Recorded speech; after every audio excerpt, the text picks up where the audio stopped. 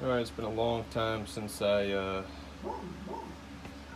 promised to make this video, and I've just had a lot of stuff going on, so I haven't had the chance to come out here and do this. On top of, I haven't had the right conditions to fully test it so I could give a valid review. And on top of that, once I did that, I had to actually drive it around and do a couple of fuel cycles, empty the tank, fill it up, just to, I guess, get a full understanding or a full test to give a valid review. But anyways, this is for this Holley Easy Level Cinder part number 19-250. I believe this thing is actually made by Classic Instruments. I don't remember where I saw this, if it was in the instructions or maybe the package that it came in or something. Something indicated that it's Holley sells it, but someone else actually makes it, which is the case with a lot of their stuff, I think. But anyways, this is it. This is what it looks like. So you have your ground 12-volt switched and your gauge wire. You have an indicator LED, and then your P1, P2, and P3 numbers with a little dust cover. And it comes with hardware, I believe, and this little gasket. Sadly, this gasket does need to be sealed still. This is a rubber gasket, and if you know anything about ethanol content fuel, this thing will get dry rotted in a very short amount of time. So make sure you don't trust just that gasket. You need to use a sealer on both sides to protect the gasket, or just use a fuel cell silicone sealant to begin with, alone, by itself. Anyways, so configuration of this thing is pretty simple. When you first key on, it's going to be this slow flashing light. I should have highlighted the stuff you actually need to do, but as you see, you'll press and hold P1, turn off. It has different steps to calibration. You calibrate the tank, which is the empty level, the full level, and I believe that's it. You do this out of before you install it. You set up like a cardboard box, and then tape measure out your tank depth, and space it all the way out for an empty level, bring it all the way down for a full level.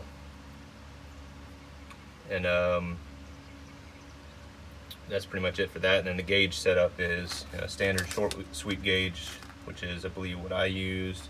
Will be this, and then you have on the back side full sweep and programmable gauges. And there's the tank calibration that tells you. It's pretty straightforward. Anyway, so you don't have to do all of this if you make any changes. You do it once, you set it. If you change the gauge, you only have to go back and get to that point. So I had an issue when I first did this. I have an aluminum tank, as you can see. Yeah. So I had read some things where some people had issues with this, and I had really hoped that I would get away from it, because I started with one of those float arm deals, and the tank is baffled, but it still has slosh, and with that float arm, it's not accurate. I bought one of the spiral style, and that worked really well. The downside is my tank isn't a perfect measurement for the levels they sell, so I would have to order a custom one to get more accuracy. But the biggest thing is I can't fill my tank all the way up.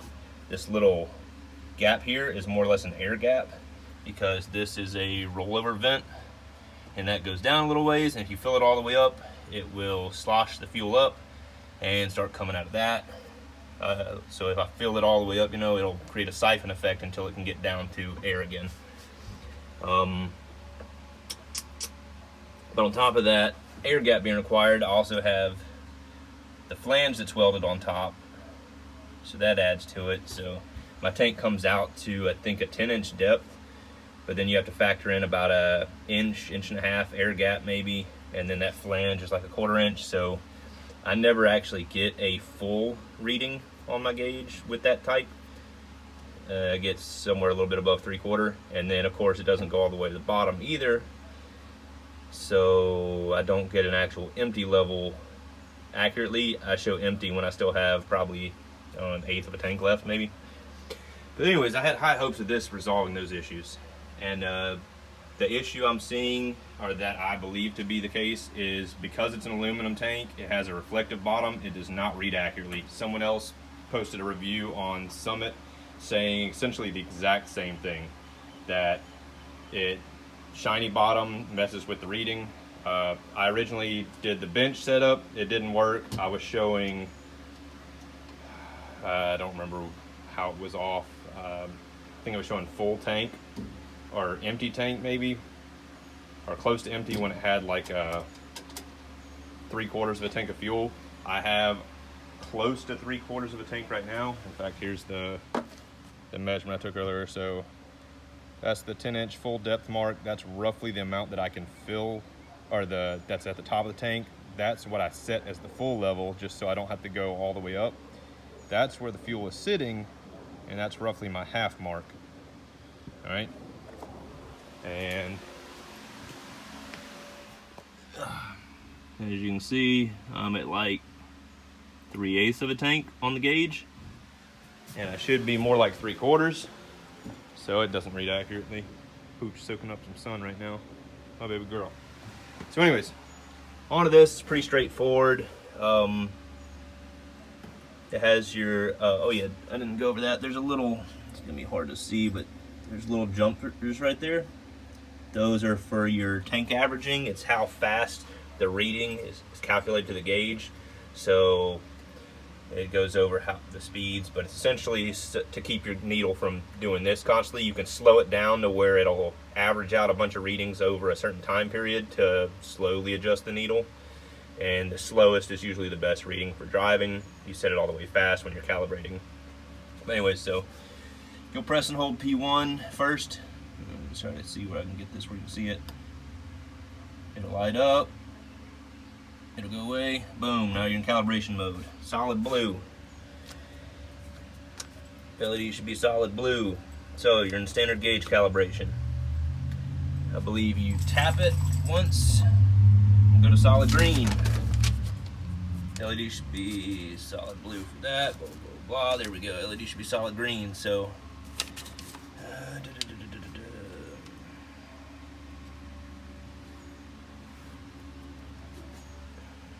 actually no, sorry, apologies. We skipped over the empty position. So solid blue, you set the empty position. By the way, you hold it down until it goes off and it'll show a different LED. And then you can let off and it'll move to next, or you can just press to skip that gauge empty position. So we're on the half position now, which is green. P1 again, we're on red. So it's gauge full position. We'll tap again. Now we're on flashing green. So tank calibration, flashing green. Flashing blue is tank full position calibration. Tap again, now we're back to solid blue and you're back to this. That's how you skip around. And it'll go back to slow green if you sit idle for a few, and that's back to just how you key the car on. Alright, so the numbers, I don't remember exactly, it says it on here, but P2 goes up, P3 goes down, or maybe they're other way around, I don't remember. Read the instructions, it tells you. My biggest complaint right out of the box is these things are stupidly close and there is no separation. So if these ever happen to loosen up for any reason and are able to like swivel over and they're not insulated well with heat shrink like this, it's a good chance you'll short this thing out, because if that positive touches that gauge post, it's toast. I don't know why they put the positive to the middle instead of out here in the ground there. It seemed like that would have been a safer thing to do just in case they happen to touch, but just be aware of that. These things are kind of a pain to touch and hold. I suggest getting a pencil and using the eraser tip to tap them. Getting your finger in there is kind of a pain in the ass to still see the LEDs. But overall, if you have an aluminum tank, I wouldn't recommend this in any way. It's just not worth the risk. From what I can tell, it doesn't work worth the crap with aluminum tanks. I called them, they said they tested it. They suggested me also, which is why it took so long to do this video, they suggested me with it installed, drain the tank, set the empty level, fill the tank, set the full level, and try again, which is what I'm at now. And it does read better than it did before, but like I said, when I first filled the tank, showed full, it was great. Upon driving it, every time you get down to about 3/4, it just goes to, it'll go to empty. It'll start reading empty like really fast. Like it'll be full and it'll be reading accurately until it hits 3/4 roughly. And as soon as it gets to about the 3/4 mark or a little bit above it, it'll just start plummeting. Like you just, busted a hole in your fuel tank or something. It just starts dropping crazy fast. And then I noticed once it starts getting lower, it'll get right about to between quarter and empty, and it'll sit there for the longest time. I haven't ever driven it to like damn near empty, but I have a feeling it's gonna eventually show actual empty, but I don't want to risk being stranded on the side of the road. And I'm not going to drain the tank again because that was a pain in the butt. But that's all I guess I have to say about this thing. If you don't have an aluminum tank, this thing is probably great for you. If you have an aluminum tank, look at something else until they fix something. The only suggestion I would have is if you could anodize the tank black, maybe it'd work. I tried scuffing it, that did nothing. I've read some people have recommended like epoxying the bottom of the tank with some, or coating it with something. If you run, I don't know, ethanol will affect it. I'm pretty sure methanol will. But if you run certain fuels, it's going to eat up that epoxy eventually anyways. So I don't want to have to coat an aluminum tank. That's one of the benefits of it. But I don't know. The downside is I've had this thing so long that I don't think I'll be able to get a refund or a store credit on it. I'm going to call up Summit and tell them I've been troubleshooting with Holley and with them and no success. I might reach out to Holley if Summit won't do anything and see if they'll at least give me some kind of credit and let me send this thing back. Or maybe out to Classic Instruments, because I don't remember if I was troubleshooting with Holley or Classic. I might have even done both. Because I want to say one of them was telling me that they tested it with aluminum tanks and it worked fine, and the other one was telling me to drain the tank and fill it and do that calibration with it installed on the tank. But like I said, sorry it took so long for the review video, and sorry I didn't have I guess more positive things to say about it. I really wanted this thing to work. Like I said, I think they're on the right path, and it has the potential, but it's just not there yet. I don't know if the technology just needs to improve or if they have another solution. Honestly, I don't know what you could do to fix the reading of this thing. But if anyone else has an aluminum tank and came up with a fix shy of like epoxying the bottom or something, please comment, let me know. Like I said, if you have an aluminum tank, I'd avoid it. Save your money. Stick with the spirals type. I think Tank Sync sells them, and I don't know who else. The one I have, I think, is from Tanks Incorporated. Alright guys, thanks for watching.